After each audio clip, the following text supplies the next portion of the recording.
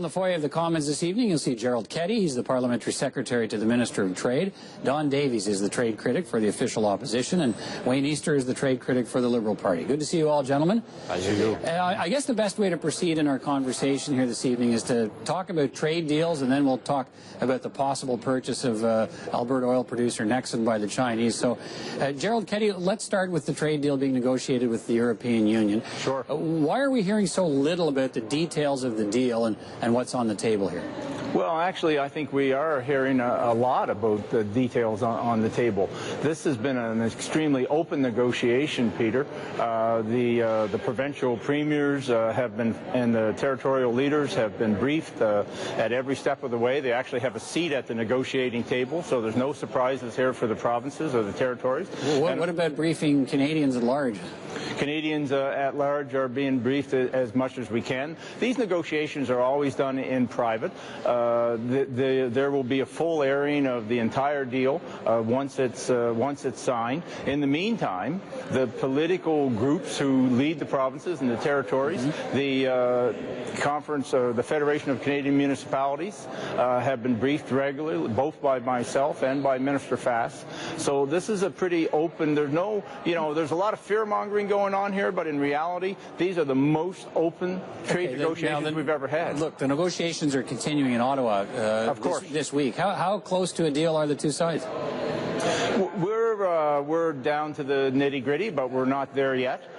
We've been very consistent in what we've said about this trade deal, that we'll be looking for a trade deal with a net benefit to Canada. Okay.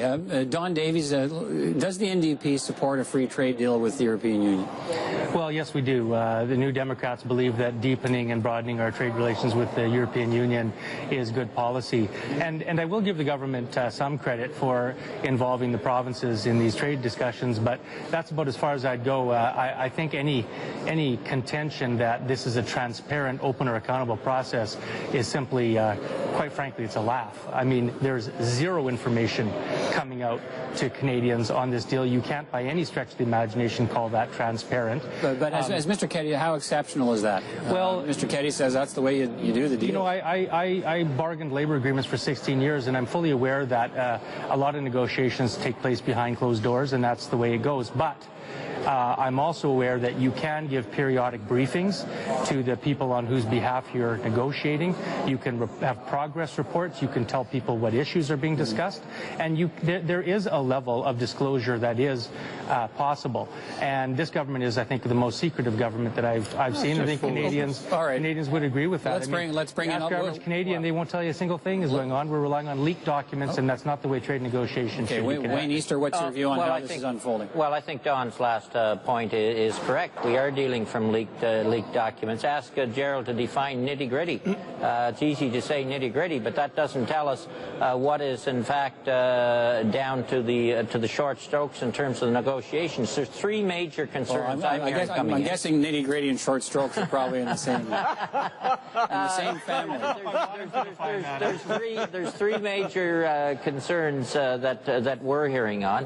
One is the IT in terms of pharmaceutical drugs and what that might cost Canadians. We've heard from the generic industry, and they claim it costs $2.8 billion more. I think their figures are high.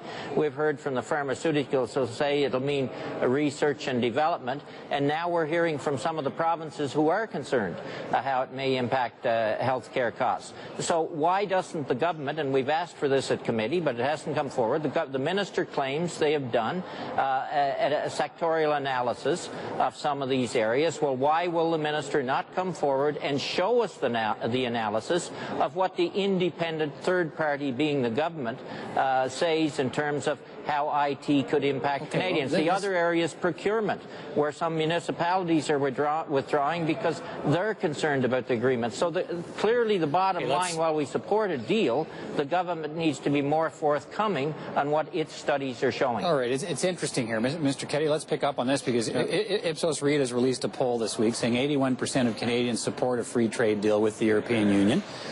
But That number drops to just 31% when they learn the possibility that the deal could extend patent protection for brand name pharmaceuticals, and that would mean higher costs for prescriptions for Canadians. You know, Mr. Easter's talked about changes to procurement. There's possible changes to the agricultural tariff structure. And I say possible because so little's known, but what can you tell us about those kinds of issues? And because clearly they're on the minds of Canadians, that uncertainty when you look at those polling results. Totally understood. I think what we have to look at here, Peter, that these are, and they are, open negotiations which involve the provinces, involves the territories, involves the municipality. We have been discussing with business and other stakeholders from the very beginning of these negotiations. The thing that you need to understand, particularly about the municipalities, there's over 2,000 municipalities in Canada. 36 of them have written letters that they say they are concerned about some parts of this agreement. None of them, to my mind, have said they're against this agreement. So take a look at what they are against. As far as procurement goes, we're dealing with WTO rules that are already in existence on government procurement. What about patent protection for brand name pharmaceuticals? Patent protection is being negotiated. We're not there yet. And we have been very clear that we will not sign an agreement that's not in the best interest of Canada. Okay, and there is a give and take here, Mr. Davies. Can you have a trade deal unless you're prepared to give something up? No, you can't. And obviously, there are give and take considerations in the agreement. Nobody's saying otherwise. But you know, I asked the minister today in the House of Commons directly to tell the Canadian people whether or not he would sign a deal that would cause generic drug prices in this country to go up, and I got a dissembling answer. He wouldn't answer. You know, the government wants to control the numbers and feed Canadians a certain perspective on this trade deal. You know, they say that it'll result in, I think, $12 billion of GDP and 80,000 jobs. Well, there have been other studies that have come out now that seriously question those numbers. And so I think it's time that we have a fulsome and transparent process here, and this government has not been open and transparent. You know, one last thing I want to say is this is the first agreement in the history of Canada that puts sub-federal procurement into a trade deal. And the provinces are at the table, but the cities, the school boards, the municipalities across this country are locked out of this negotiation, and they're very concerned that their ability to adopt local economic initiatives will be jeopardized. And over 60 municipalities have passed resolutions expressing that. The people affected at the end of the day is Canadians on the ground, whether it be their drug costs, whether it be their taxes going to municipalities and allowed to be used for procurement or job creation or not, and whether it be the agricultural sector and what may be impacted there. But what the government tends to do, and we've seen the minister's answer to Don's question today along these times, they spin all these trade deals they're signing or negotiating, and the fact of the matter is this July was the biggest record on history of trade deficit for this country. In fact, the first annual deficit in 30 years on trade has happened under this government's watch. So they spin all they're doing on the trade numbers, and we're seeing deficits appear pretty consistently over the last couple of years. Let's go from spin to pivot here, and let's talk about something else. Mr. Keddy, let's talk about the $15 billion Chinese bid to buy Alberta Oil Company Nexon. There are concerns being expressed within the Tory caucus even about this. What are you hearing? This agreement, you know, is still being looked at by the Government of Canada. You know, we've got an investment review panel that's studying this agreement. Again, you know, and it comes back to the same thing, Peter, every time. We will look at this agreement in the best interest of Canada and therefore of Canadians. Is there more concern because the potential buyer is a Chinese state-owned company? I don't think anyone, any country, Canada or any country in the world can ignore the power of the Chinese economy and the number of consumers and the way that economy has grown, especially in the last 5 or 10 years, but certainly in the last 20 years. Well, I think the concerns are not so much the size, is that, you know, concerns about concerned about proprietary information that might end up in the hands of the Chinese, concerns about the human rights record in China, and all of not so much that they're a behemoth when it comes to the economy. Yeah. This is certainly in the hands of the Foreign Investment Review Board. They're undergoing a study as we sit here on this deal. They're looking at every facet of it. All of those things will be taken into consideration, and a decision will be made in due course, not based on fear-mongering by the opposition parties, but based on the facts before the Foreign Investment Review Board. All right. Peter, let's not talk about fear-mongering. Let's talk about transparency.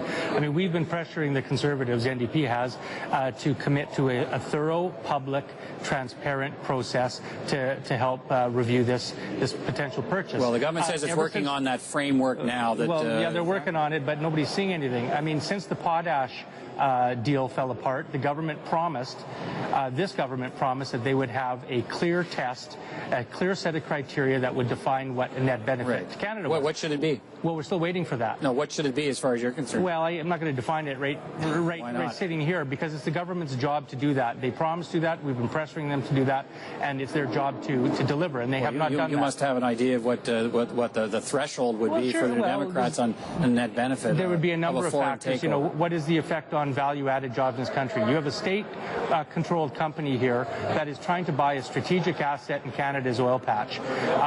You can bet that the China state-owned company isn't buying that asset to benefit Canada.